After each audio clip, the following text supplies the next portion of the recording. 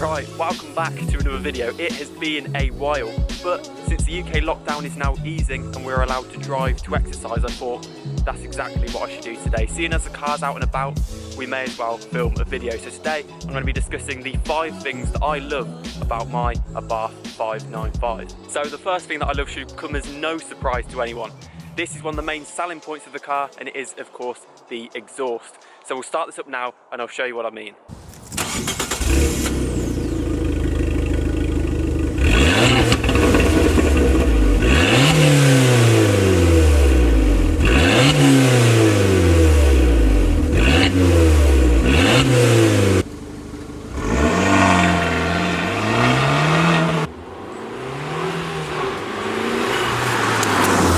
So that is the stock exhaust, completely bone stock, nothing done to it at all, no tunes, no mods, nothing.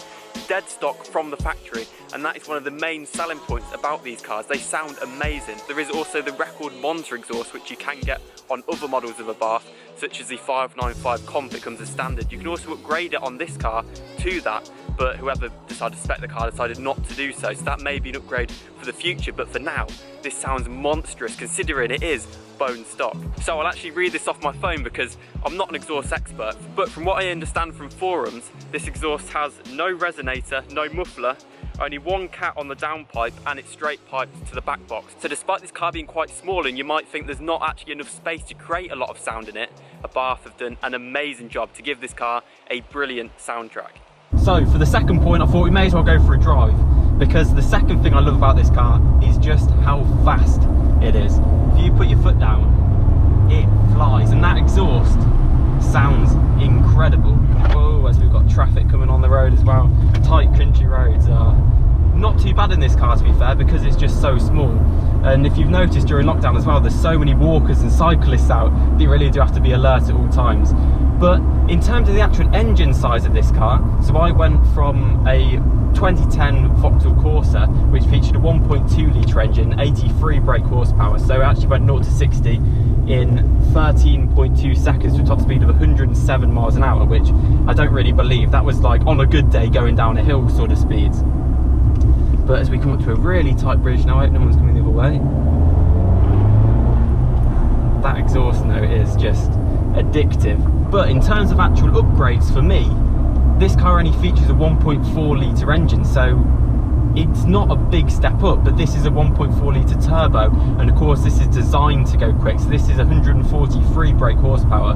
But then again, that doesn't seem like a lot. Going from 83 to 143 doesn't seem like a big increase compared to some of the cars that this competes with. But of course this is such a small and light car, it only weighs around 1,000 kilograms. So I think we'll go left here. Put the foot down once again. Sounds incredible, really does. But because of how light this car is, it goes 0 to 60 in 7.8 seconds to a top speed of 131 miles an hour. And then teaming that with sport mode that we're currently in, the throttle is so responsive that this thing is seriously fast.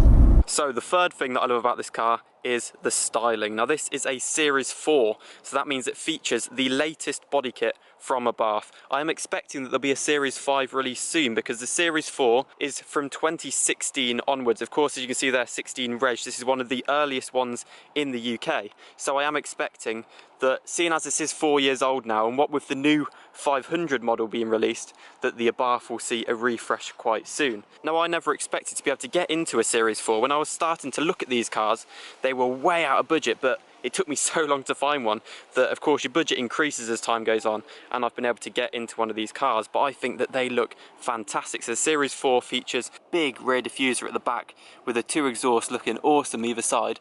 Then you've also got the Series 4 headlights at the back. Now I believe there's revised side skirts as well, I'm not too sure on that. And then you've also got this revised front bumper, which is really aggressive, and also on mine, really covered in flies. I washed this yesterday. I can't believe how many flies and stuff are on the road. I only took this out once after I washed it. It's crazy, but it's being used and that's what it's about. I didn't buy this car to be a garage queen, but seeing as I was expecting to get the Series 3, the previous model, I was planning on doing some upgrades to that car. So I was actually going to fit these rear lights to that car if I was to get it. So I am still absolutely amazed to have this car. I think it looks beautiful. The styling is incredible, and it really differentiates itself from both the 500 and the previous generation of Abarth, and arguably I think this looks a lot nicer. So linking back to that touchy subject of the Fiat 500, the fourth thing that I love about this car is how understated it is. So to anyone else on the road, if they see this thing, they think, oh wow, it's quite a cool looking Fiat 500, and it's not until you either turn it on or you put your foot down that people really realise the difference that this car actually is. And where I used to park for university prior to the lockdown, moving my studies online,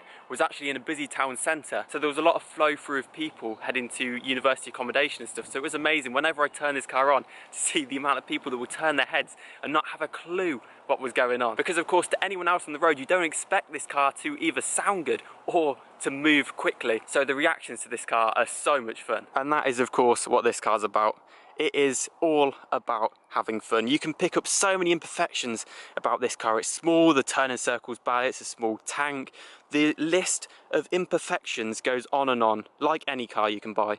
But you look at any review, the overwhelming message is that this thing is fun to drive, and that is the whole point of Abarth ownership. These cars are small and stupid, but that just makes them brilliant. There's so much character, so much fun to be had in these cars. Every time you turn it on, you put your foot down, it brings a smile to your face, and that's what it's about, especially during these tough times. So I really hope that you guys are staying safe. Of course, with this whole pandemic going on, it is difficult to stay motivated and stay happy. So that's why I'm so glad that I have this car and I have the ability to go out and just have a laugh. And that's why I think during this time it's so beneficial to own such a fun, happy, stupid car.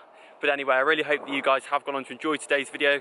If you have, please make sure that you do of course smash it a like, subscribe if you're new, and I'll see you in the next one. Cheers.